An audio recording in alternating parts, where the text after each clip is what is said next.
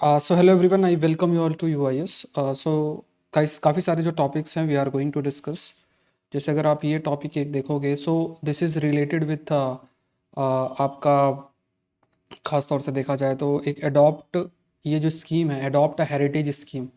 सो बहुत सारे ऐसे हेरिटेज उसको अडॉप्ट कैसे किया जाए उनके वर्किंग के लिए, ये किस टॉपिक आपका बन जाता है. तो ये सारे टॉपिक्स हम लोग डिस्कस करेंगे. एक है आपका विंड सोर फ्रेमवर्क के बारे में. व्हाट बेसिकली इज विंड सोर फ्रेमवर्क. तो यहाँ भी इसमें बढ़िया प्रश्न आपके लिए फ्रेम हो सकता है. व्हाट बेसिकली इज विंड शोर फ्रेमवर्क. विंड शोर फ्रेमवर्क क्या है. फिर यहाँ पे एक और टॉपिक आपके लिए फ्रेम होता है, and this is related with coins. जो क्वाइन वेंडिंग मशीन है उसके लिए किया जा रहा है. क्वाइन वेंडिंग मशीन के ऊपर they are doing certain experiments. एक पायलट प्रोजेक्ट के रूप में किया गया है. तो ये अडॉप्ट हेरिटेज स्कीम आपकी है. इसके बाद किन किन पेपर से रिलेटेड है आगे डिस्कस करेंगे. Then you have this scheme. काफ़ी सारे टॉपिक्स आज आपके हैं. International courts and climate change. Then you have India stick to a middle path, IR का टॉपिक है. Regulating online sales, e pharmacy का जो टॉपिक है, दिस इज़ देयर. तो ये सारे टॉपिक्स हैं जो हम लोग डिस्कस करेंगे आज के सेशन के अंदर. तो द हिंदू के एडिटोरियल और एक्सप्लेनर सीरीज़ के अंदर आज एडिटोरियल और एक्सप्लेनर सीरीज़ यूपीएससी प्रोस्पेक्टिव से जितने भी टॉपिक्स हैं अभी हम लोग डिस्कस करेंगे. एक तो अडॉप्ट हेरिटेज स्कीम है, विंडसोर फ्रेमवर्क है, international court and climate change है, ऑनलाइन सेल ऑफ ड्रग्स है, कॉइन वेंडिंग मशीन है, middle path in world, new world order, IR का टॉपिक आपके बनता है. फिर you have a adopt heritage scheme, ये टॉपिक है. ये सारे टॉपिक्स हम लोग डिस्कस करेंगे एक एक करके. वी विल अंडरस्टैंड कौन किस पेपर से रिलेटेड है, वो आगे मेंशनड है. तो लेट्स डिस्कस. और मेन सा क्वेश्चन मैं थोड़ा सा बाद में दूंगा क्योंकि इतने सारे टॉपिक्स हैं. फिर स्लाइड्स का भी थोड़ा सा I have change the pattern, थोड़ा और अच्छा प्रेजेंटेटिव बनाने का. और एक चीज़ और भी आई हैव स्टार्टेड, जो प्रीलिम्स स्पेसिफिक पॉइंटर्स हैं. प्रीलिम्स स्पेसिफिक पॉइंटर्स आपके कल भी मैंने कवर किया था इन न्यूज़ सीरीज़ के अंदर. हिंदू के अंदर जो भी आपके प्रीलिम्स पॉइंटर्स हैं तो उसको कवर्ड है ऑलरेडी. तो कल का सेशन आप लोग देख लेना इन न्यूज़ करके, जो सीरीज़ आई हैव स्टार्टेड उसके अंदर. तो यहाँ पे इस सेशन के अंदर एडिटोरियल और एक्सप्लेनर सीरीज़ में जो बड़े बड़े टॉपिक्स होते हैं उसमें बढ़िया तरीके से आपको माइंड मैप और बढ़िया स्लाइड्स, क्योंकि इनमें ये बड़े बड़े इश्यूज होते हैं. फिर कई कई छोटे छोटे पॉइंटर्स इधर उधर आते हैं इन न्यूज़ के अंदर. उसको थ्रू अंडर द प्रीलिम्स ज्ञान सीरीज जो पहले चल रही थी उसमें आपका कवर्ड होगा. तो वो आपका टाइमिंग अभी तो 8:45 को मैंने उस सेशन कल अपलोड किया था. तो कल का ऑलरेडी है, तो आप लोग उसको ज़रूर से देखना है. एक आपका जो प्रीलिम्स बूस्टर सीरीज़ है इंग्लिश में, कंप्लीट इंग्लिश में है. उसमें इंडियन एक्सप्रेस, पीआईबी और जितने भी इधर उधर के जहाँ भी सोर्सेस हैं जहाँ से प्रश्न आपके बनते हैं तो उसको भी कवर किया जा रहा. 8 टॉपिक वो आपके हो जाए. तो अब अगर आप इतना कर लोगे आपको फिर करंट अफेयर्स में कुछ भी करने का ज़रूरत नहीं है. ठीक है, तो ये चीज़ आप ध्यान रखें. तो पहले स्टार्ट करते हैं. जीएस पेपर 1 का टॉपिक है, कल्चर के ऊपर आ जाएगा. The thumb down for the adopt a heritage scheme. Adopt a heritage scheme के बारे में इन्होंने कई पॉइंट्स हाईलाइट किया. So when you talk about the adopt the heritage scheme की बात करें तो यहाँ पे इस स्कीम के तहत जो प्राइवेट फर्म्स हैं, कंपनीज हैं, वो एग्रीमेंट में आ सकते हैं. मान लो ये कोई मोनूमेंट है, अब इसको प्रोटेक्ट करने के लिए एक agreement under corporate social responsibility कि हम जो है इसमें इसके लिए ये काम करेंगे. ऐसा private firms, companies, public sector units इस एग्रीमेंट में आ सकती हैं with the union ministry of culture. And जो ऐसा एग्रीमेंट करेंगे उन्हें मॉन्यूमेंट मित्र भी कहा जाएगा. They will be called as monument मित्र के रूप में कंसिडर किया जाएगा. इवन जब कोई भी प्राइवेट सेक्टर पार्टिसिपेट करेगा तो वो कर सकते हैं अंडर कॉर्पोरेट सोशल रिस्पॉन्सिबिलिटी. मतलब जो भी अगर पैसा खर्च होता है, जैसे मान लो रेस्टोरेंट, म्यूजियम, टॉयलेट, वॉक, इसमें फंडिंग अगर वो कर रहे हैं, उसके प्रोटेक्शन के लिए फंडिंग कर रहे हैं, so it will come under corporate social responsibility, जिसके तहत 2013 का जो एक्ट है, कंपनी एक्ट है, उसमें certain percentage corporate social responsibility के तहत बड़े बड़े बिजनेसमैन को इन्वेस्ट करना पड़ता है. And they can also like tours, guides, cultural programs, equipments, light, sound source, ये सब भी वो लोग कर सकते हैं under the corporate social responsibility. अब इसका देखो क्रिटिसिज्म कई सारा है. क्रिटिसिज्म कहा गया कि जैसे अब इतने बड़े मॉन्यूमेंट्स, इनके लिए आपको एक्सपर्टीज़ की ज़रूरत है. आपने जैसे दे दिया, अब जैसे गुजरात में मोरबी करके जो आपका फॉर एग्जांपल पुल था, उसको भी प्राइवेट सेक्टर को दिया गया था. अब जिस तरीके से एक एक्सपीरियंस और ख़ास तौर से इंजीनियर्स की ज़रूरत होती है एक स्ट्रक्चर को खड़ा करने में, उसको मेंटेन करने के लिए क्या क्या चीज़ें ध्यान में रखनी, जो प्रोफेशनल्स की ज़रूरत है, क्या वो प्राइवेट सेक्टर उनको इन्वॉल्व करेगा? क्योंकि अगर उनको इन्वॉल्व करेगा तो जो कॉस्ट है that will increase. So whether they will include them as well, ये भी एक आपका हाईलाइट किया है। कुछ ऐसे मॉन्यूमेंट्स भी हैं जिसमें हम ये कह रहे हैं जिनको इंक्लूड इस स्कीम के अंदर कहा गया कि कहा गया कि they are already under, already they have a good tourist infrastructure. तो if you are involving the private sector तो फिर उसका क्या बेनिफिट है, ये भी आपका हाईलाइट किया। फिर क्या है कि सपोज करो कोई भी मॉन्यूमेंट्स और उसके आसपास का एरिया है, वहाँ पे आपने इंफ्रास्ट्रक्चर बनाने को बोल दिया कि आप यहाँ पे रेस्टोरेंट खोल सकते हो, या कोई भी जो प्राइवेट सेक्टर करना चाह रहा है, तो अगर वो कर दिया तो वो जो ग्राउंड है वहाँ पे एक्सकेवेशन किया जा सकता है और वहाँ पे बहुत सारी ऐसे पाथ ब्रेकिंग चीज़ें भी मिल सकती हैं। जैसे कोई भी मॉन्यूमेंट है उसके आसपास का जो इलाका है उसमें देर इज़ अ पॉसिबिलिटी कभी एक्सकेवेशन होता है, तो वहाँ बहुत सारी ऐसी चीज़ें हो जाएँ। तो मे बी जब आप एग्रीमेंट साइन कर लेते हो, प्राइवेट सेक्टर को इन्वॉल्व करते हो, तो ऐसे जो ग्राउंड्स पे इंफ्रास्ट्रक्चर दूसरा नया क्रिएट होगा तो फिर एक्सकेवेशन आप कैसे करोगे। तो ये एक और भी क्रिटिसिज्म आपका सामने जो है रखा गया। फिर ये भी कहा गया कि जब प्राइवेट सेक्टर इन्वॉल्व होगा, जैसे कोई भी मान लो ये कोई एक है, अब इसमें कोई लोकल पर्सन है, वो अपने बचपन से यहीं रहते हैं, उनको पता है सारी कहानियाँ कि कैसे क्या हुआ, they act as a guide. अब वो गाइड के रूप में काम करेंगे। अब जनरली क्या होगा कि they will act as a guide, but जब प्राइवेट सेक्टर इन्वॉल्व होगा तो इसमें बहुत सारी चीज़ें कर दी जाएंगी। They will also bring their own guide, तो इससे जो लोकल कम्युनिटीज़ है उनके लाइवलीहुड पर भी एक डेंजर आने के पॉसिबिलिटी बन जाती है। तो दिस इज ऑल्सो देयर। अब स्टेप क्या हमें करने चाहिए, what steps we should take, steps हमें क्या करना चाहिए। तो यहाँ पे कहा गया कि जो बिजनेसेस हैं दे कैन हेल्प सिटीजन्स, जैसे कि मॉन्यूमेंट क्यों मैटर करता है इसमें वो हेल्प कर सकते हैं। जैसे फॉर एग्जांपल जो कॉर्पोरेट सोशल रिस्पॉन्सिबिलिटी के तहत आप पूरा का पूरा मॉन्यूमेंट मैनेजमेंट जो है वो प्राइवेट सेक्टर को दे रहे हो, इससे बेटर क्या है कि उन एरियाज या इंस्टीट्यूशंस को फंडिंग किया जाए जिससे कि लोगों के अंदर मॉन्यूमेंट के प्रति जानकारी है, जैसे रिसर्च करना, writing, publishing high quality text book, ये सारी चीज़ें, या जो टीचर्स आपके हिस्ट्री टीच करते हैं, कई इंस्टीट्यूशन कार्य भी इसमें कर सकते हैं। जैसे आपका सुधा मूर्ति और एन आर नारायण मूर्ति की अगर हम बात करें तो यहाँ पे कई ऐसे संस्थाएं उनको उन्होंने फंडिंग की, जैसे भंडारकर ओरिएंटल रिसर्च इंस्टीट्यूट जो पुणे के अंदर है, and these institutes are writing history. कई सारे टेक्सचुअल रिकॉर्ड्स हैं, उनको कोऑर्डिनेट करके कई जो ऐसे जो टेक्स्ट है वो सामने आ रहा है। तो इस सब काम के लिए आपको फंडिंग की जरूरत है। तो कॉर्पोरेट सोशल रिस्पॉन्सिबिलिटी के तहत ऐसे फंडिंग आपकी की जा सकती है। So industrial houses they can play such roles, and कई प्रकार के, जैसे मान लो कई जगहें हैं वहाँ इक्विपमेंट्स की ज़रूरत है, मार्बल्स ख़राब हो रहे हैं तो उसमें मदद कर दी, रिवर का पानी साफ़ कराने में मदद कर दी, कई वाटर बॉडीज़ हैं उसमें बहुत सारे माइक्रोब्स हैं तो उसको साफ़ कराने के लिए मदद कर दी, एंशंट वॉल्स हैं या आप कह सकते हैं वेल्स हैं, उनको कैसे क्लीन किया जाए, एंशंट जो वॉल्स हैं उनको कैसे साफ सफाई किया जाए, इसमें जो प्राइवेट सेक्टर जो है रोल प्ले कर सकता है under the corporate social responsibilities. So such type of role आपका प्ले किया जा सकता है। अब यहाँ पे ये भी आपका हाईलाइट किया गया है कि कई प्रकार के चैलेंजेस भी आ रहे हैं, जैसे मान लो क्लाइमेट चेंज है, पॉल्यूशन है, इससे आपके मॉन्यूमेंट्स खराब हो रहे हैं। अब जैसे ये ताजमहल की बात करते तो इसका ये मॉन्यूमेंट खराब हो रहा है। सी लेवल राइज से अगर देखा जाए तो सी लेवल राइज की वजह से पानी काफ़ी कोस्टल एरिया के क्लोज जा रहा है। जैसे मान लो सी लेवल राइज हो रहा है, कोस्टल एरिया के क्लोज है, महाराष्ट्र के कई मॉन्यूमेंट्स इससे अफेक्ट आपके हो रहे हैं। या फिर मान लो बहुत रेनफॉल बढ़ रही है, तो जैसे लद्दाख की बात करें तो वहाँ पे कई ऐसे जैसे स्टूको हाउसेस हैं वो क्रम्बल या उनमें अफेक्ट कर रहा है। या फिर जैसे टेम्परेचर में इतना ज़्यादा जो फ्लक्चुएशन है, इसमें आप कह सकते हो कि जो शेखावाटी मोरल्स हैं, जो पेंटिंग्स हैं दीवालों में, जो पेंटिंग्स वो आपकी अफेक्ट हो रही हैं। तो ये बहुत मैटर ऑफ कंसर्न बन जाता है। अब देखो इसमें आपका मेंस का प्रश्न जो मुझे आपके लिए बनाना था वो ये था कि जो क्लाइमेट चेंज है वो कल्चर पर क्या अफेक्ट करता है, ठीक है, कल्चरल हेरिटेज पर क्या ये क्वेश्चन पे आप थोड़ा लिखना, 10 नंबर का 10 मार्क्स का प्रश्न है, यहीं से कंटेंट आपको मिल रहा है ये कि जो क्लाइमेट चेंज है उस what is the impact of climate change on cultural heritage, ठीक है, कल्चरल हेरिटेज पे क्या अफेक्ट या इम्पैक्ट पड़ता है, इस पे आपको जरूर से लिखना है। इस पे आप लिख के बताओ, ये कंटेंट आपको यहाँ से मिल जाएगा, बहुत अच्छा कंटेंट है ये, जनरली आपको और जगह नहीं मिल पाएगा, ये ध्यान में रखना।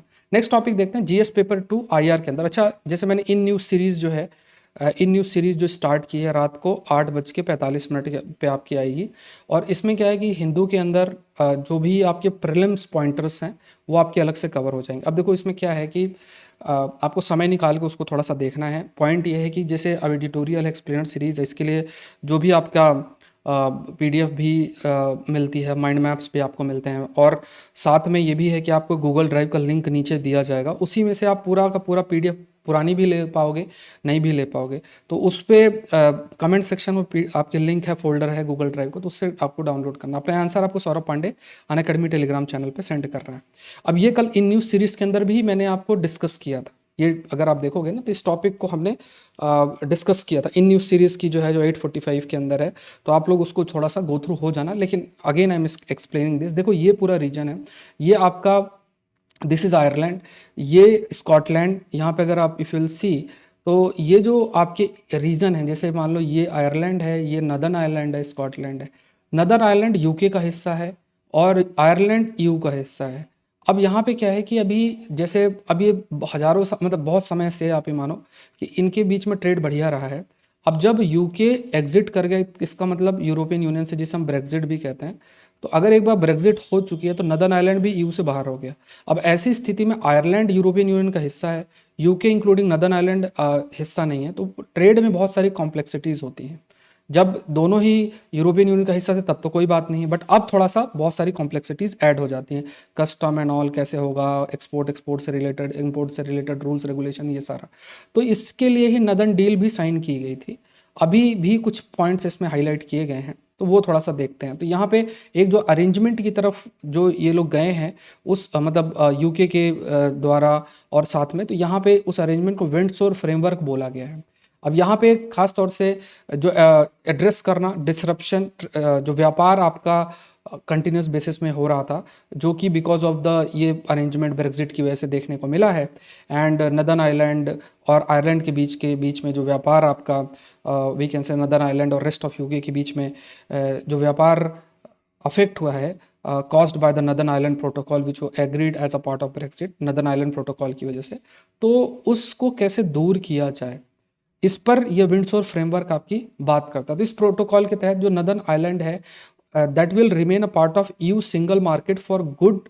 ये जो नदर्न आइलैंड प्रोटोकॉल है, तो नदर्न आइलैंड प्रोटोकॉल के तहत जो नदर्न आइलैंड है, it will B part of, मतलब ये जो पार्ट है यूरोपियन यूनियन का, it will B part of European union. European union का जो सिंगल मार्केट है उसका हिस्सा आपका रहेगा। तो जो भी रूल्स रेगुलेशन कस्टम रूल्स है वो आपके एप्लीकेबल होंगे, that these rules will be applicable.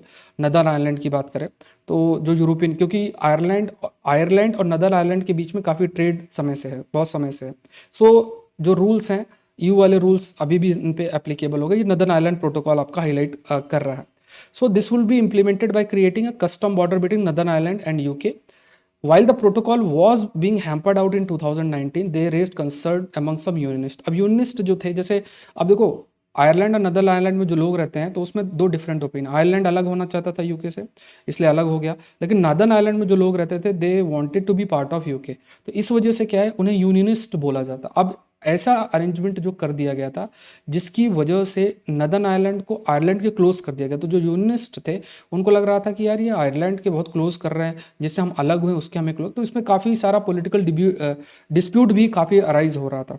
सो ये खास तौर से कैसे जो ट्रेड अरेंजमेंट उसको इम्प्रूव किया जाए between the northern Ireland and UK, ये बेसिकली आपका हाईलाइट किया गया है विंडसोर फ्रेमवर्क के अंदर। ठीक है, नेक्स्ट देखते हैं international court and climate change. अच्छा, अगर सेशन लाइव देख रहे हो, क्योंकि ये आपका पूरा नए पैटर्न में आपके लिए सेशन आ रहा, पीडीएफ भी बनाने में समय लगता है। And at the same point of time in news series के अंदर जो प्रीलिम्स पॉइंटर है हिंदू के, that I am going to cover. ठीक है, तो वो ज़्यादा बड़ा सेशन नहीं होगा, छोटा सेशन होगा, तो उसको आप लोग गो थ्रू होना। कल का सेशन ऑलरेडी अपलोडेड है, जब भी समय मिले। प्रीलिम्स बूस्टर सीरीज जो सुबह 7 बजे आती है, उसमें Indian Express, PIB, down to earth magazine, physics.org, ऐसे डिफरेंट जितने भी पॉसिबल प्रश्न हैं, वहाँ पे 8 प्रश्न डेली बेसिस पे मंडे टू फ्राइडे शेयर होते हैं, तो वो आप लोग को देखना है। अब इतना सारा अगर आप कर लोगे तो कुछ भी नहीं करना है। ठीक है, ओवरऑल अगर आपका कंटेंट देखो तो 1 आवर के अंदर हर चीज़ हो रहा है, इवन 45 मिनट्स के अंदर सब कुछ कवर हो रहा है ना। 8-9 मिनट का प्रीलिम्स बूस्टर सीरीज, 8-9 मिनट का इन news series, and Hindu editorial 35-40। अब जैसे आज बहुत सारा कंटेंट आया है, तो इसका जनरली 30 मिनट्स के अंदर आपको होगा, तो ये आपको 45-46 मिनट में सारे कंटेंट होगा। अब जब नंबर ऑफ टॉपिक्स देखोगे, दैट आर अराउंड 15-16, 8 वो हो गया, 4-12, और ये मतलब आप 18 से 20 टॉपिक्स आप लोग कर रहे हो डेली बेसिस में, तो 20 इंटू 30 600 टॉपिक्स हो गए। 600 इंटू 12 या 15 मंथ्स करो तो बहुत सारे टॉपिक आपके बन जाते हैं। तो थोड़ा सा ये चीज़ अगर आप देखोगे तो विल अंडरस्टैंड। नेक्स्ट देखते हैं international court and climate change. ये एक टॉपिक आपका बन जाता है। ईजीएस पेपर 3 हमेशा एनवायरमेंट के अंदर इंक्लूड कर सकते हैं। अब इसमें देखो, एक देश है जिसे वनुआतू कहते हैं। वनुआतू साउथ पैसिफिक ओशियन के देश के अंदर लोकेटेड है, along with other countries 16 countries. एक प्रकार से जो human civilization existential threat because of the climate change face कर रही है, उस प्रॉब्लम को यूनाइटेड नेशन के अंदर जो इंटरनेशनल कोर्ट ऑफ जस्टिस है वहाँ पे रेज किया गया है। इंटरनेशनल कोर्ट ऑफ जस्टिस क्या है? It's a principal judicial organ, it's a principal judicial organ of united nation, ठीक है, प्रिंसिपल जुडिशियल ऑर्गन है यूनाइटेड नेशन का। अब यहाँ पे आपको ध्यान में रखना है, there are two type of jurisdiction. एक जुरिडिक्शन जिसे हम एडवाइजरी बोल रहे हैं, एक जुरिडिक्शन जिसे हम there is this jurisdiction that we call it as advisory, and the other jurisdiction that we call it as advisory jurisdiction बोल रहे हैं। दूसरा जो जुरिडिक्शन है उसे हम we can call it as we can like compulsory type एक jurisdiction है। सो एडवाइजरी ओपिनियन आपका इंटरनेशनल कोर्ट ऑफ जस्टिस से लिया गया। International court of justice is a principal judicial organ of the United nation. तो इसमें आप देखोगे एक तो कंटेशियस और एडवाइजरी दो तरीके के जुरिडिक्शन आपके होते हैं। सो जैसे मान लो जो आपका इंटरनेशनल कोर्ट ऑफ जस्टिस है उसमें 15 जजेस होते हैं, 9 ईयर्स का जो जजेस है उनका टेन्योर होता है। अब उसमें क्या है, एडवाइजरी जुरिडिक्शन और कंटेशियस जुरिडिक्शन। अब कंटेशियस जुरिडिक्शन में क्या है कि जैसे मान लो दो स्टेट्स हैं, उनके बीच किसी प्रकार का डिस्प्यूट है किसी इशू को लेके, तो वहाँ पे कंटेशियस जुरिडिक्शन के तहत आईसीजे पार्टिसिपेट कर सकता है, और मतलब वो दोनों जा सकते हैं इंटरनेशनल कोर्ट ऑफ जस्टिस में, और जो भी जजमेंट आईसीजे के द्वारा दिया जाएगा that has to be accepted, that has to be accepted, वो एक प्रकार से बाइंडिंग होता है। बट एडवाइजरी जुरिडिक्शन में opinion is presented by the international court of justice, तो वो क्या है, वो नॉन बाइंडिंग के रूप में आपका कंसिडर किया जाता है। लेकिन क्योंकि कोई बात इंटरनेशनल कोर्ट ऑफ जस्टिस के द्वारा बोली जाती है तो वो थोड़ा सा आप कह सकते हो कि वेट कैरी करता है। अब वनुआतू इनिशिएटिव्स की बात किया जाए तो जो कई वनुआतू भी स्मॉल आइलैंड डेवलपिंग जो स्टेट्स हैं उसका हिस्सा है। जो पैसिफिक ओशन में कई सारे देश हैं वो स्मॉल आइलैंड कंट्रीज कहलाती हैं। अब छोटे छोटे देश हैं, बहुत ही छोटे छोटे देश हैं। अब अगर सी लेवल राइज होगा तो ये पूरे ख़त्म आपके हो जाएंगे, मतलब पूरी तरीके से डूब जाएंगे। इवन सितंबर 2021 के अंदर इनिशिएटिव को लॉन्च भी किया गया था under United nation general assembly, और इंटरनेशनल कोर्ट ऑफ जस्टिस का एडवाइजरी ओपिनियन आपका माना गया था, जिससे कि जो क्लाइमेट चेंज है, क्लाइमेट चेंज के एडवर्स इफेक्ट पर डिस्कशन आपका किया जा सके, उसके इम्पैक्ट को रिड्यूस करने के लिए स्टेप लिया जाए। और जो कदम उठाया गया था वानुआतू के द्वारा, it has been supported by 100 countries, लगभग 100 देशों ने उसका सपोर्ट भी किया था। अब लीगल क्वेश्चन ये राइज होता है कि ऐसी स्थिति में क्या इंटरनेशनल कोर्ट ऑफ जस्टिस ऐसा कोई ऑर्डर पास कर सकता है विच विल हैव मतलब एक लीगल ऑब्लिगेशन होगा, तो it will be very difficult. Although international court of justice no harm principle के तहत ओपिनियन सामने रख सकता है। एंड इसमें कहा जा सकता है कि देखो इंटरनेशनल लेवल पे बहुत सारे ऐसे एग्रीमेंट, जैसे पेरिस एग्रीमेंट है, उसमें कुछ जिम्मेदारियां देशों ने डिसाइड किया था, और अगर उनको दूर नहीं किया जाएगा तो it will have a adverse impact. तो इन चीज़ों को ध्यान में रखते हुए जो ओपिनियन है, ये एडवाइजरी एस्पेक्ट सामने रखा जा सकता है bye the international court of justice.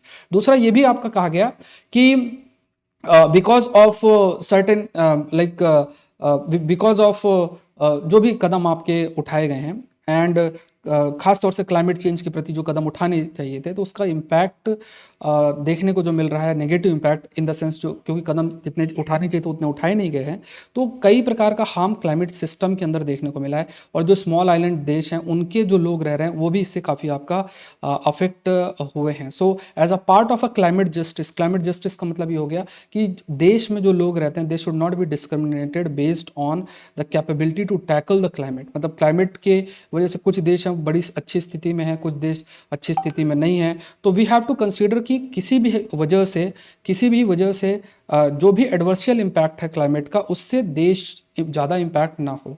तो ये इसी वजह से बार बार ये डिमांड आपकी रहती है कि क्लाइमेट चेंज की वजह से जो इम्पैक्ट पड़ा है तो there should be a climate reparation. It means जो रिच कंट्रीज हैं वो पैसा प्रोवाइड करें टू द डेवलपिंग या लीस्ट डेवलप कंट्रीज, जो कि क्लाइमेट चेंज से ज़्यादा अधिक अफेक्टेड है। तो इस बात को ध्यान में रखते हुए, इस पॉइंट को ध्यान में रखते हुए, पॉइंट्स कैन बी हाईलाइटेड, चीज़ें जो है वो सामने रखी जा सकती हैं bye the international court of justice. Even जो भी चीज़ें हैं, जैसे कॉप 27 की अगर हम बात करें, कॉप 27 जो आपकी हुई थी, उसमें भी लॉस एंड डैमेज फंड की बात की गई थी। लॉस एंड डैमेज फंड का मतलब ये है कि जो भी देश क्लाइमेट चेंज की वजह से अफेक्ट हुए हैं, उन देशों को एक फाइनेंशियल सपोर्ट है वो आपका प्रोवाइड किया जाए. It has been highlighted. So जो फंडिंग है that has to be provided to the vulnerable developing countries, ये चीज़ आपकी हाईलाइट की गई थी. ऑल्दो इसमें इतना ज़्यादा भी क्लैरिटी नहीं किस प्रकार से फंडिंग होगी, क्या उसका बेसिस होगा, इस पर कंटिन्यूस बेसिस में डिबेट आपका चलता रहता है. इवन जो एक हिस्टोरिकल रिस्पॉन्सिबिलिटी लेनी चाहिए डेवलप्ड कंट्रीज को, वो भी वो नहीं ले रहे हैं. बिकॉज जो इंडस्ट्रियल रिवोल्यूशन हुआ उसके बाद से बहुत सारा जो एमिशन है, ग्रीन हाउस गैस का जो एमिशन है वो कंटिन्यूस बेसिस में आपका हुआ, और इसका इम्पैक्ट लीस्ट डेवलप्ड कंट्रीज और आपका जो डेवलपिंग कंट्रीज है उन पर पड़ा. तो एक हिस्टोरिकल रिस्पॉन्सिबिलिटी डेवलप्ड देशों को लेना चाहिए, but they are not taking the responsibility. They are saying कि एग्रीकल्चर से भी ग्रीन हाउस गैस एमिट होती है. इस टाइप का आर्गूमेंट वो रिसर्च पेपर के माध्यम से इधर सर्कुलेट करते रहते हैं. तो अब ये सब बातों को अगर देखा जाए तो जो इंटरनेशनल कोर्ट ऑफ जस्टिस है वो अपने ओपिनियन को रख सकता है. It will carry certain weight, जो भी देश को हाईलाइट करेंगे, जो जिम्मेदारियां हैं उनके ऊपर हाईलाइट किया जाएगा, और फिर जो भी opinion international court of justice के द्वारा दिया जाएगा it can also be used as a we can say एक तरीके से आर्गुमेंट के रूप में इस्तेमाल किया जा सकता है. और सिर्फ इंटरनेशनल कोर्ट ऑफ जस्टिस नहीं, यहाँ पे आपका जो इंटरनेशनल ट्रिब्यूनल है of the law of the sea, जैसे united nation convention law of the sea है जो कि 1982 के अंदर आया था. तो यहाँ पे अगर आप देखोगे ये रूल्स बने हुए हैं. तो यहाँ पे अगर आप देखोगे यहाँ तक आपका टेरिटोरियल सी है, तो किसी भी देश का ज्यूरिडिक्शन आपका 200 नॉटिकल माइल्स तक रहता है. 200 नॉटिकल माइल्स तक ज्यूरिडिक्शन आपका रहता है. अब यहाँ पे क्या है कि मान लो कोई इसको ब्रीच कर जाए. अब ये कहा गया कि देखो ये जो छोटे देश हैं, मान लो स्मॉल आइलैंड देश है, अब इनका ये छोटे छोटे देश है, बट इनका जो एक्सक्लूसिव इकोनॉमिक जोन है वो बहुत बड़ा है. एक्सक्लूसिव इकोनॉमिक जोन, देश छोटे हैं बट एक्सक्लूसिव इकोनॉमिक जोन इनका भी 200 नॉटिकल माइल है. अब ऐसी स्थिति में जो कदम उठाए जा रहे हैं दूसरे देशों के द्वारा, तो इससे क्या है, इनका marine environment with in exclusive economic zone जहां इनका ज्यूरिडिक्शन वो भी अफेक्ट हो रहा है. तो इनका कहना है कि ऐसे केस में जो रोल है international tribunal law of the sea उसका भी बन जाता है. And it can also give certain opinion, because जो डेवलप्ड और दूसरे देश जो कदम उठा रहे हैं उसकी वजह से जो ये देश है, इन देश के एक्सक्लूसिव इकोनॉमिक जोन में इम्पैक्ट पड़ रहा है. एंड जो मैराइन एनवायरनमेंट है, that marine environment is also being impacted. ठीक है, जो मैराइन एनवायरनमेंट है that is also being impacted. ये चीज़ आपकी हाईलाइट किया गया है. तो यहाँ पे जैसे जो भी चेंजेस कह रहे हैं, तो चाहे ओशन एसिडिफिकेशन, सी लेवल राइज, ये सब चीज़ें अफेक्ट हो रही, और वो सब कहाँ हो रही है, with in the exclusive economic zone. और किसकी वजह से हो रहा है, दूसरा कर रहा है, मतलब दूसरे देश जिम्मेदार, वो जिम्मेदार नहीं है. तो यहाँ पे इंटरनेशनल जो ट्रिब्यूनल है लॉ ऑफ द सी, उसका रोल आता है. दे can also give certain argument कि देखो ये ऐसा हो रहा है, हम इससे अफेक्ट हो रहे हैं, तो वहाँ कदम उठाना जरूरी इन देशों के द्वारा बन जाता है. अच्छा, माइंड मैप मैं आप लोग को शेयर करता हूँ, तो आप लोग इसका बेनिफिट उठाओ. नीचे गूगल ड्राइव आपको मिलेगी, उसी में I am uploading the PDF of the mind maps. ठीक है, तो ये कंटेंट आपको बाद में माइंड मैप के फॉर्मेट पे मिल जाएगा. देखो ये सैंपल पड़ा हुआ है माइंड मैप का, इस तरीके से इजिली आप रिवाइज कर पाओगे आसानी से. बाद में ये चीज़ें बहुत मदद करेंगी. ये है, ये इस रॉ फॉर्म में आपको PDF पसंद है तो ये भी आपको अवेलेबल है. इन न्यूज़ वाली PDF भी मैंने कल वाली डाल दी है. इन न्यूज़ वाली जो आपकी इंपॉर्टेंट न्यूज़ होती हैं प्रीलिम्स प्रोस्पेक्टिव से, उसकी वो है, तो उसको भी आप लोग देखना समय मिले तो. जब भी 8:45 से को रहेगा तो उसकी PDF भी इसी के अंदर और गूगल ड्राइव के अंदर आपको मिल जाएगी. ठीक है, नेक्स्ट देखते हैं. On regulation online sale of drugs, ये GS पेपर 3 हेल्थ के अंदर इस टॉपिक को हम इंक्लूड कर सकते हैं. अब इसमें देखो, अभी मिनिस्ट्री ऑफ हेल्थ ने at least that they have pulled up at least 20 companies, जिसमें ये सारी कंपनीज हैं सो कॉज नोटिस, और क्योंकि वो मेडिसिन को सेल कर रही हैं, ऑनलाइन आपका सेल कर रहे हैं. बिकॉज अभी 12 लाख फार्मासिस्ट हैं, वो अप्रोच किया हेल्थ मिनिस्ट्री को, उन्होंने कहा कि हम स्ट्राइक करेंगे. तो एक तरीके से जो प्रेशर बना उस वजह से जो गवर्नमेंट है, हेल्थ मिनिस्ट्री, उन्होंने एक कदम उठाया. अब क्या ये जो बैनिंग है ई फार्मेसीज की, जैसे आज के समय में ना ऑनलाइन आप ऑर्डर कर सकते हो, जो दवा है उसको ऑनलाइन आप ऑर्डर कर सकते हो, तो क्या जो बैनिंग है फार्मेसीज की, क्या ये वाइबल ऑप्शन है? देखो, कोविड के समय में इसका बहुत इंपॉर्टेंट रोल बढ़ा था, लेकिन धीरे धीरे ग्रो भी कर रही है, कोविड की पैंडेमिक के बाद से भी ग्रो कर रही है. ऑल्दो आज के समय में जो एक मॉडल सामने आ रहा है वो यही है कि लोग सिर्फ ऑनलाइन पे नहीं जा रहे, ऑफलाइन, जैसे गए गाड़ी से दवा देखना चाहते, तुरंत हाथों हाथ उन्होंने दवा जो है ले ली, दुकान में जाके अपना देख लिया, पूछ भी लिया सारी. तो इस वजह से ये ई फार्मेसीज जो हैं ये अपना फिजिकल यूनिट भी स्टैब्लिश कर रही हैं. नेट मेड के यूनिट्स आपको मिल जाएंगे, तो they are also moving towards offline. तो कहना ये है कि अभी पास्ट कुछ सालों में कोविड के बाद से इनका बिजनेस डाउन हुआ, ऑल्दो थोड़ा थोड़ा ग्रोथ हो रहा है, 3 to 5% आपको ग्रोथ हो रहा है. And at the same point of time जो भी ऑनलाइन जो सिस्टम है, ये कंज्यूमर को एक ऑप्शन प्रोवाइड कर रहा है. इट्स नॉट लाइक कि इट विल एंड द जो ऑफलाइन है उसको एंड कर देगा. बट क्या है कि जैसे इनको फ़ायदा क्या है कि ऑनलाइन सिस्टम है, अब ऑफलाइन सिस्टम भी इन्होंने अपना जनरेट कर लिया, तो दोनों में ये प्रेजेंस इनका बढ़ जाएगा। तो इससे जो छोटे आपके मेडिकल शॉप्स हैं दे विल बी अफेक्टेड, क्योंकि इन्होंने ऑनलाइन सिस्टम में पेनिट्रेट कर लिया, ऑफलाइन में भी पेनिट्रेट कर लिया, तो छोटे से वो आपके अफेक्ट इससे काफ़ी अधिक होंगे। ये पॉइंट्स आपको ध्यान में रखना, ये चीज़ हाईलाइट की गई। नेक्स्ट देखते हैं, RBI new pilot project on coin vending machine के ऊपर है, नया प्रोजेक्ट है, जीएस पेपर 3 इकोनॉमी के अंदर हम इसको इंक्लूड कर सकते हैं। ये अभी जैसे आरबीआई गवर्नर है, उन्होंने ये कहा है कि आपका बैंक्स के साथ एक कोलैबोरेशन लेकर आ जाए और QR code based coin vending machine लेकर आई जाएगी। क्यूआर को आपने स्कैन किया, मान लो पैसा डाला कि मुझे 100 रुपये की कॉइन चाहिए, तो कॉइन अपने आप आ जाएंगे। अब ये चीज़ आपकी की गई। अब प्रोजेक्ट के बारे में अगर कहा जाए तो ये क्या है कि कस्टमर बेसिकली जैसे आज के समय में बैंक नोट्स की जगह कॉइन भी ले सकता है, उसके पास ये भी ऑप्शन आपका रहेगा। अगर सर्टेन कॉइन की रिक्वायरमेंट है वो भी किया जा सकता है, क्योंकि बहुत ह्यूज अमाउंट ऑफ जो कॉइन है, बहुत लार्ज अमाउंट में वो प्रेजेंट है, अब उसको स्टोर भी किया जाता है। तो यहाँ पे क्या क्या यहाँ पे ये हाईलाइट किया गया है कि जो situation with respect to coin was peculiar with the supply being very high, supply इसका हाई रहा है और बहुत सारा स्टोरेज स्पेस की ज़रूरत है। अगर कॉइन का प्रॉपर डिस्ट्रीब्यूशन नहीं होगा तो फिर बहुत सारा जो कॉइन है उसको स्टोर भी करना पड़ेगा। Eight the same point of time जैसे बैंकिंग नोट्स हैं उनके भी कई, जैसे प्रिंट करना और बहुत ज़्यादा समय तक नहीं चलती हैं, ये सब है। उसके अलावा ये भी पॉसिबिलिटी है बैंक्स का फेक करेंसी, नोट्स का फेक करेंसी भी क्रिएट किया जा सकता है। बट अगर कॉइन का भी इस्तेमाल जो है वो होने लग जाए at the like conventional machine के कंटेक्स्ट में, तो ये भी क्या है कि इतना सारा जो lot of storage space coin के लिए रखा जा रहा है तो उसका डिस्ट्रीब्यूशन प्रॉपर हो जाएगा। ये एक एम आपका रखा जा रहा है। सो यहाँ पे एक कदम जरूर से उठाया जा रहा है कि people will also have the option, bank notes के अलावा कॉइन एक्सचेंज भी वो ले सकते हैं। So this proposed machine would eliminate the need for physical tendering of the banknotes and their authentication, and the currency being fed into machines were often found to be fake and could not be checked right at the point of time। ये भी एक बड़ा challenge बन जाता है कि जैसे मान लो अगर एटीएम में फेक करेंसी आ जाए तो कैसे किस तरीके से हम चेक करेंगे, that is not very difficult to see. यहाँ पे कॉइन की बात करें तो कॉइन में थोड़ा सा ये सब करना मुश्किल बनता है, उसमें कुछ चेंजेस, टेक्नोलॉजिकल चेंजेस की जाए।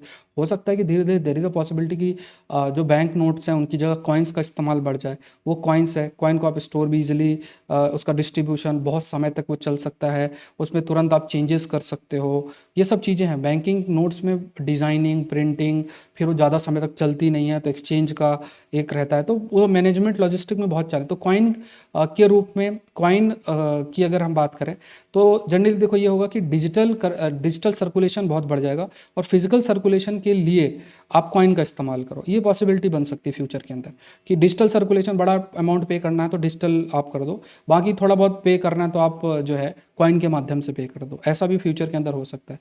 अब कॉइन ऐसा नहीं है कि कॉइन में एक चीज़ और भी है, अब नोट को आप बैग में भर के ले जाओगे, अब कॉइन को ऐसा बहुत सारा बैग में भर के ब्लैक मनी कहाँ लेकर जाओगे, तो पता चल जाएगा, वेट से पता चल जाएगा अरे कुछ कुछ ऐसा लेकर जा रहा है, इजीली आइडेंटिफाई हो जाएगा। तो वो फिर क्या है कि ये ऐसी सोच हो सकती है फ्यूचर के अंदर, देयर इज हाई पॉसिबिलिटी। सो पूरा का पूरा जो इकोसिस्टम, जैसे अभी फिलहाल 28,000 करोड़ का सर्कुलेशन रुपी कॉइन का है, जो कि धीरे धीरे इंक्रीज और भी होगा। अब ये लोगों तक पहुंचे, इसका प्रॉपर और डिस्ट्रीब्यूशन हो, इस पर फोकस किया जा रहा है such by because of this project. अब यहाँ पे ये भी देखना है कि इसे हम ये ना सोचे कि it is a zero sum game. It means ऐसा नहीं है कि अगर डिजिटल सिस्टम चल रहा है और कॉइन सिस्टम चल रहा है तो कॉइन सिस्टम की वजह से डिजिटल सिस्टम खत्म हो जाएगा। दोनों एक दूसरे को it will supplement. It means it's not like कि by such vending machine cash को प्रमोट किया जा रहा है और आपका डिजिटल सिस्टम को कम किया जा रहा है। दोनों एक दूसरे को सप्लीमेंट आपका करेंगे।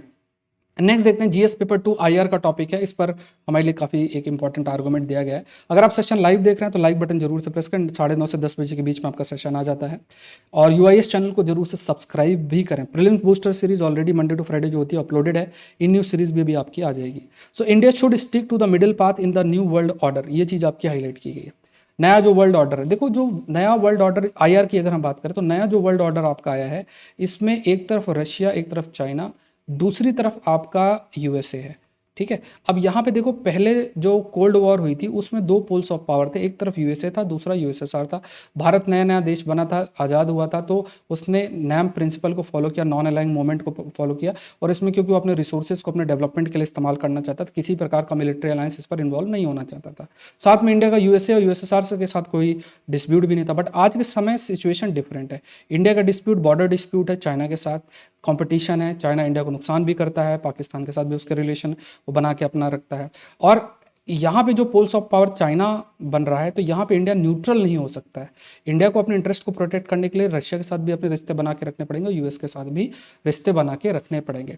तो ये नए वर्ल्ड ऑर्डर में इंडिया को ये सब चीज़ें आपका कंटिन्यूस बेसिस में आपका देखना पड़ेगा।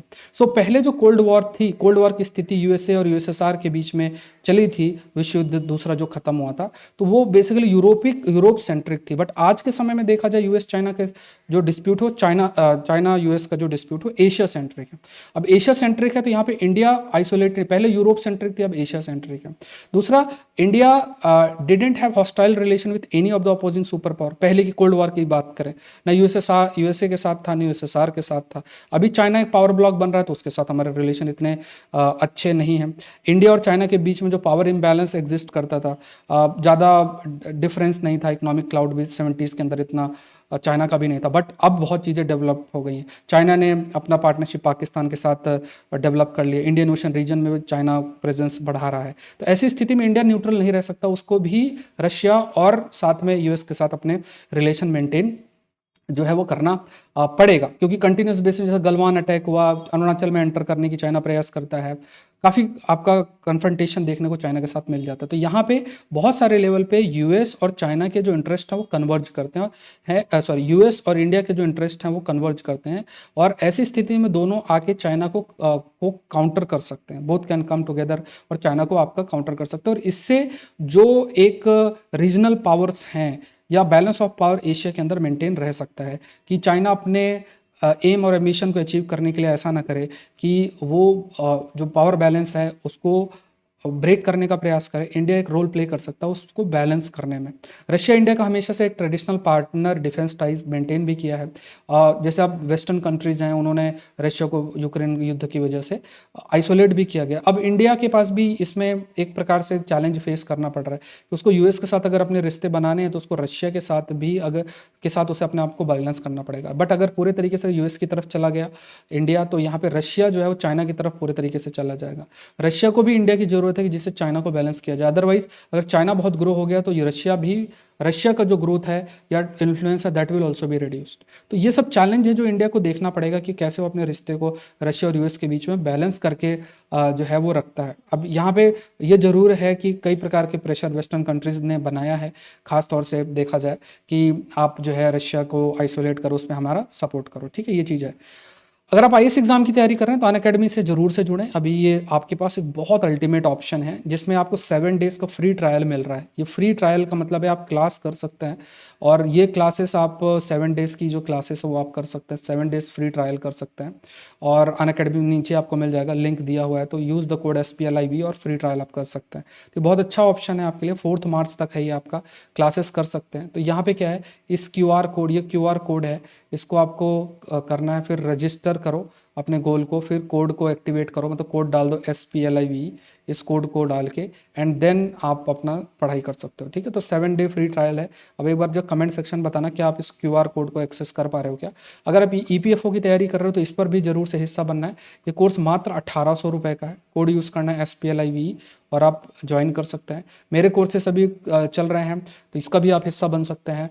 साइंस टेक का एडवांस कोर्स चल रहा है प्रीलिम्स 2023 के लिए, तो ये भी बहुत इंपॉर्टेंट है। तो जब आप अनअकैडमी से जुड़ोगे तो ये 7 दिन के लिए भी क्लासेस कर सकते हो। साथ में जब जुड़ते हैं अनअकैडमी से by using the code SPLIV, तो एक तो अमाउंट रिड्यूस होगा, साथ में सारे एजुकेटर के सारे कोर्सेस आप एक्सेस कर सकते हैं। तो ये सारी चीज़ें हैं। सो आज के लिए इतना ही। Thank you everyone, thank you.